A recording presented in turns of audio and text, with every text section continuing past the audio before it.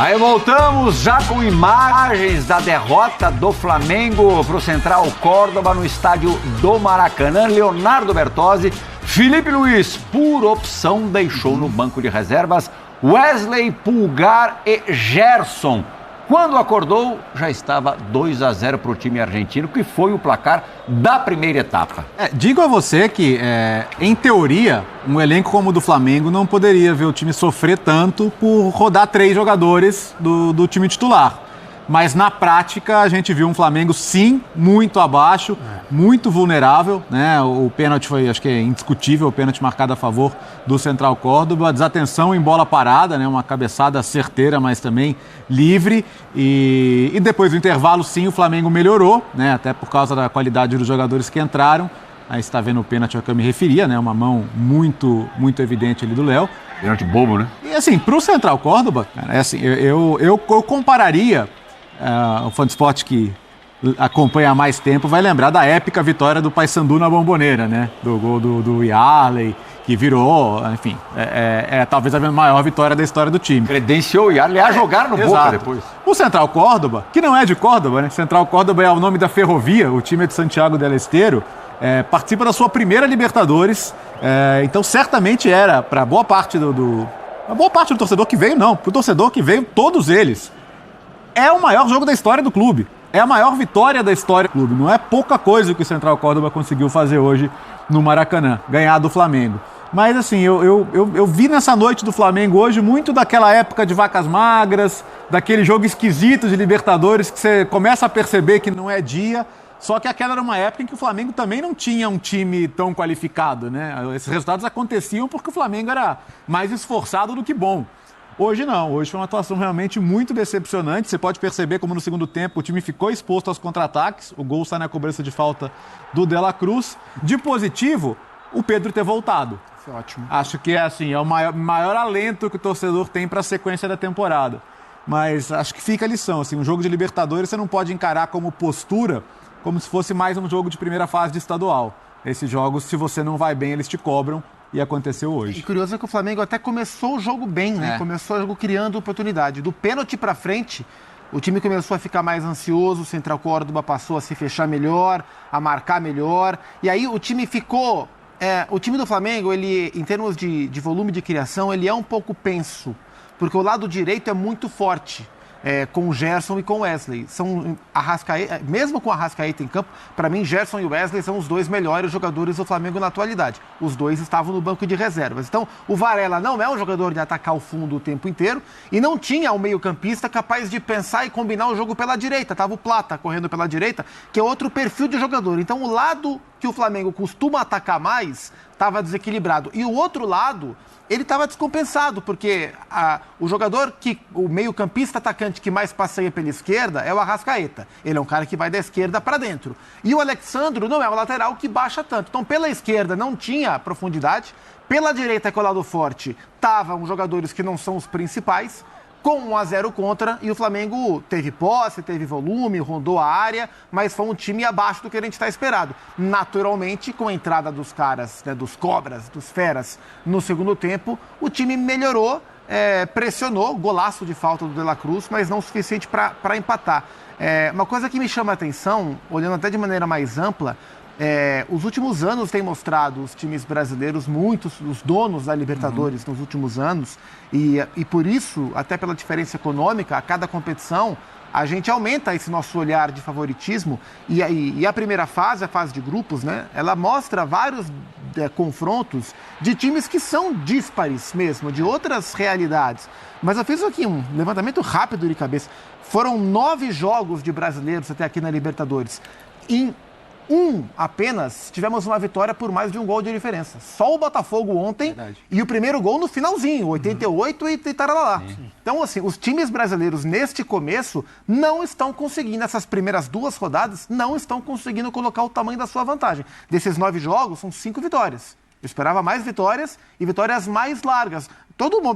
Qualquer pré-jogo de Flamengo e Central Córdoba no Maracanã, você vai esperar uma vitória larga do Flamengo. Os jogadores também, é isso. Para mim, desculpa até se a ordem era outra, mas Não, imagina. eu só consigo atribuir um resultado como esse, e mais do que o resultado, a maneira como o Flamengo jogou, a uma mobilização insuficiente. Eu também acho.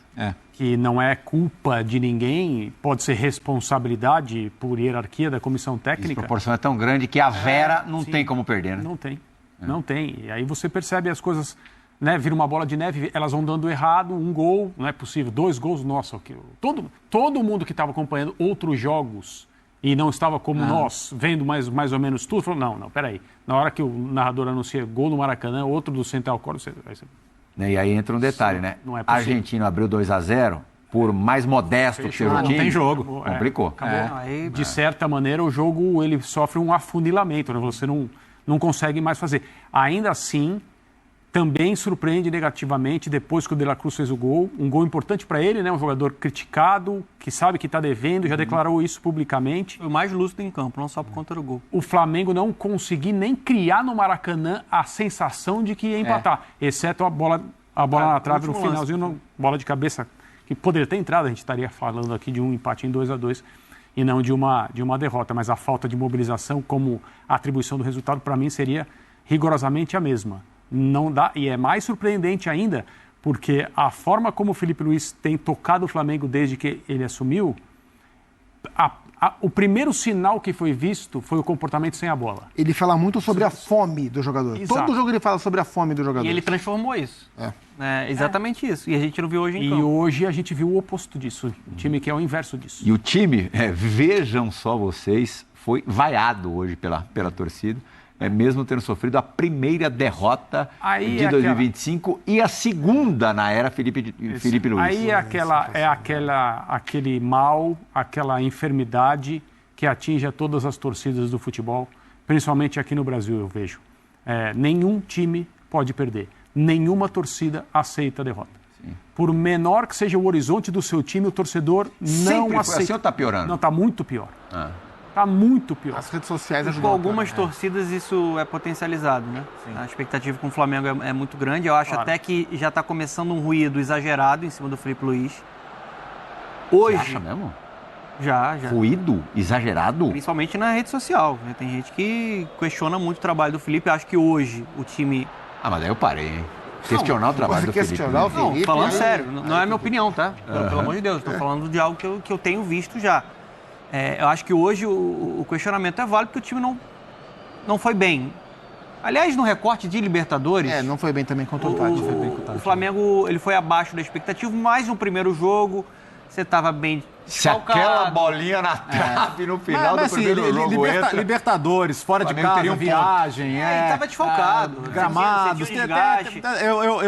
Eu consigo entender uma atuação abaixo numa estreia fora de casa, num jogo um pouquinho mais traiçoeiro. O próprio Hoje é Felipe difícil. falou isso, né? É. Ele criticou a atuação do Flamengo. Mas, por exemplo, tem uma vertente que acha que o Flamengo não jogou Se bem veria contra a Vitória. Para mim, o Flamengo jogou bem. Jogou bem. A questão é que o Flamengo jogou ele bem. controla o adversário, só que ele não tem sido tão eficiente quando ele cria as O oportunidades. Flamengo jogou menos do que eu esperava contra o Inter e jogou bem contra o Vitória. Sim, porque ele cria as oportunidades, mas está faltando mais contundência, está faltando ser eficiente.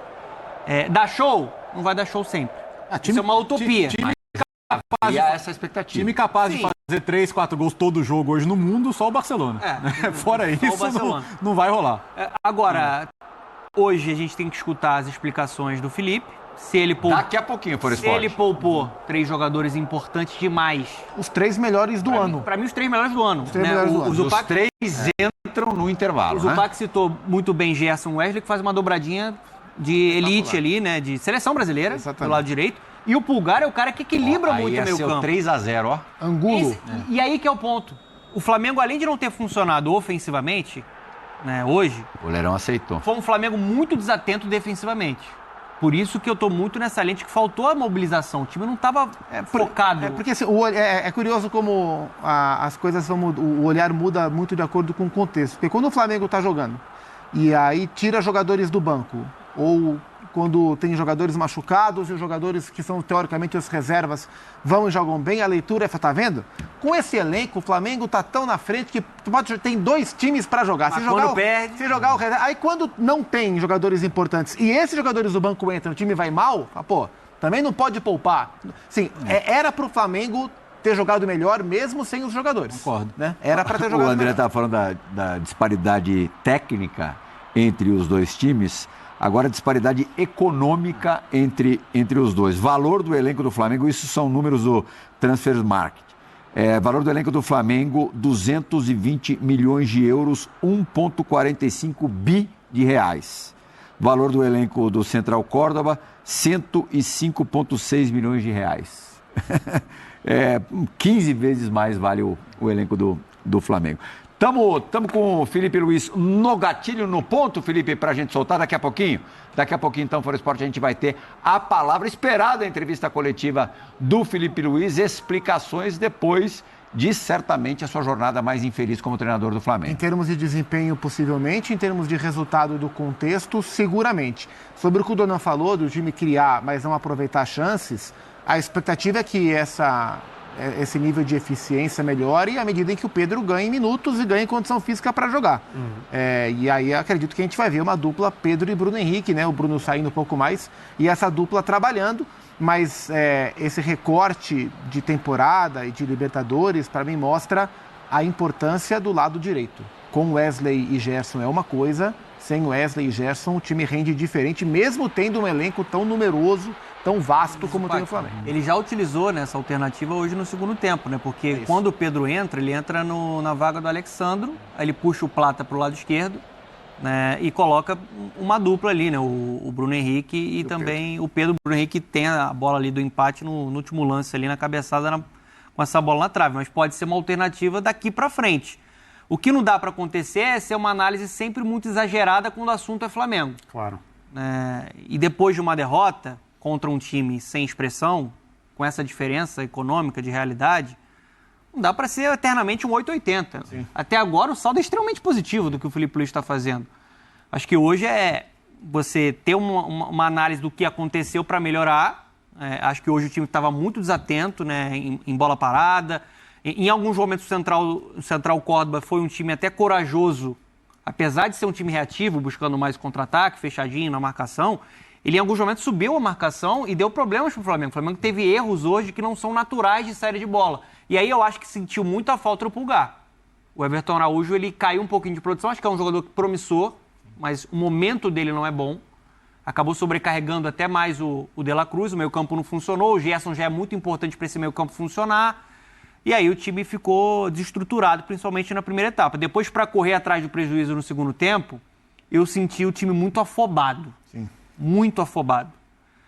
E aí, né, acabou perdendo pontos importantes. Curiosidade, foi a segunda derrota seguida do Flamengo no Maracanã pela Copa Libertadores, porque no ano passado o time foi eliminado em Montevidéu, mas havia perdido para o Penharol. Um jogo até com características parecidas com as de hoje. Era o Penharol, né? Mas na história... Na verdade, a camisa do Penharol. Né? Na história da Libertadores, é o primeiro time argentino a vencer o Flamengo no Maracanã. Que loucura. Pois é. Então é o tamanho do feito do Central O Córdoba. Racing, né, no jogo em que o Racing elimina o Flamengo, acho que foi empate, né? Exato, foi empate, vitória nos pênaltis. Sendo técnico do Flamengo e o Racing passa nos pênaltis. E foram 27 jogos de invencibilidade do Flamengo com o Felipe Luiz. Com mais taça do que derrota.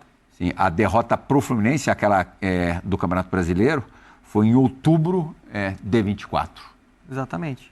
Com um bom tempo com invencibilidade e transformando o time, melhorando o rendimento dos jogadores, encontrando soluções. Ele estava jogando sem o Pedro, por exemplo. Para mim é o melhor camisa 9 do país. Vai precisar de uma sequência para recuperar o seu nível, mas aí adaptou ali o Bruno Henrique. Hoje, de fato, o time não funcionou, mas ele tem todo o crédito do mundo para continuar com o trabalho que ele está executando. É o Grêmio no fim de semana, né? Sim. Fora de casa. Fora de casa pelo Campeonato Brasileiro. Eu acho que o que pega mais de cobrança é o tamanho do Flamengo na competição e dentro do grupo, né? Porque o grupo é um grupo acessível, né? Os adversários são mais limitados. E a própria tomada de decisão do Felipe, né? Não sei o que ele falou, a gente vai ver já, mas imagino que ele vai chamar para si a responsabilidade de tomada de decisão equivocada sobre a escalação. Né? Provavelmente. Quer dizer, é o primeiro momento de adversidade da carreira do Felipe Luiz como treinador. Sim. Sim. É a primeira entrevista coletiva difícil que ele vai dar. Sim. E ele brilhou até hoje nas entrevistas coletivas. Eu espero dele um desempenho compatível, mas, claro, o clima é diferente do que ele está acostumado. A gente vai ter daqui a pouquinho, como eu já prometi ao Foro Esporte, a entrevista coletiva do Felipe Luiz, falando da derrota para o Central Córdoba por 2-1. O Pedro fez a sua estreia.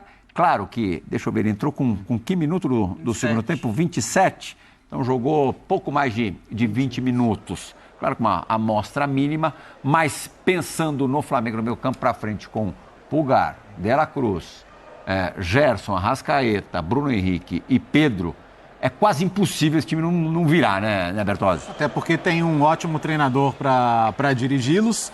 O Flamengo tem, claro, o objetivo do Flamengo na temporada são todos, né? Um time como o Flamengo tem que visar todos os títulos. Mas acho que o Flamengo deve ter uma programação para o Pedro chegar bem no Mundial de Clubes, né? Que é um objetivo importante também da temporada. Impressionante como ele voltou antes também. Né? 7 meses. Para esse tipo de lesão, normalmente, assim, você coloca cautelosamente 8 para pensar em pisar no campo, né? Então, é uma recuperação boa. E assim, não foi o caso de hoje.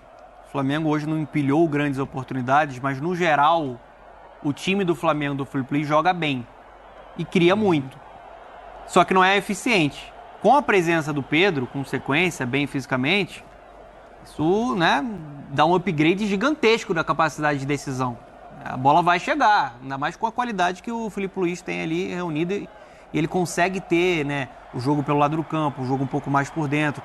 O Pedro pode ser muito beneficiado, né, com esse Flamengo, que não funcionou tanto hoje. Mas a minha única dúvida sobre essa escalação do time titular, que eu imagino que vai ser a escalação inicial do Felipe quando ele tiver quando tiver o Pedro pronto para ser titular por mais tempo, como é que vai funcionar em termos de velocidade pelo lado esquerdo. Se o Bruno Henrique vai conseguir sair um pouco para fazer corredor quando preciso, ou se o Felipe vai sentir falta de um pouco de profundidade pelo lado e talvez com o passar do tempo ele sucumba à ideia de ter uma dupla e abra um dos pontas, o Luiz Araújo, o Cebolinha, que seja pela esquerda. Ou o próprio Plata, né? Ou o próprio Plata.